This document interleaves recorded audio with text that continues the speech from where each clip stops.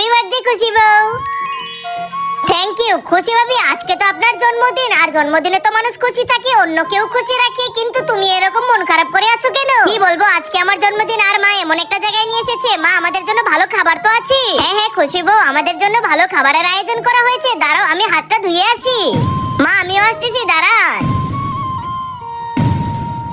এটাই নাকি ভালো খাবার?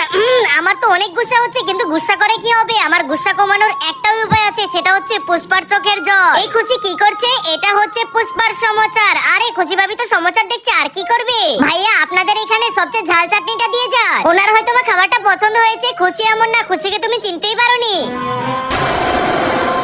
দেখেছো, এই খুশি কখনোই শুধরাবে না। এটা আমাকে জড়িয়ে ধরার জন্য, আর এটা আমার গালে কিস দেওয়ার জন্য, আর এটা আমাকে বড় বোন মেনে সালাম করার জন্য।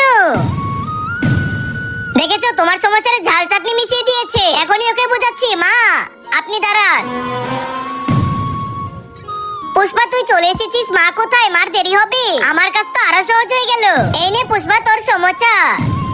আরে পুষ্পা, আমি আছি তো, আমি নিজ হাত দিয়ে তোকে খাইয়ে দিচ্ছি। আসলে খুশির হাতে এত ঝাল সমাচার খাওয়ার কি দরকার ছিল পুষ্পা? আমার এই আল্লাহর ঘরটিকে ভালোবাসছে, লাইক সাবস্ক্রাইব করে দাও।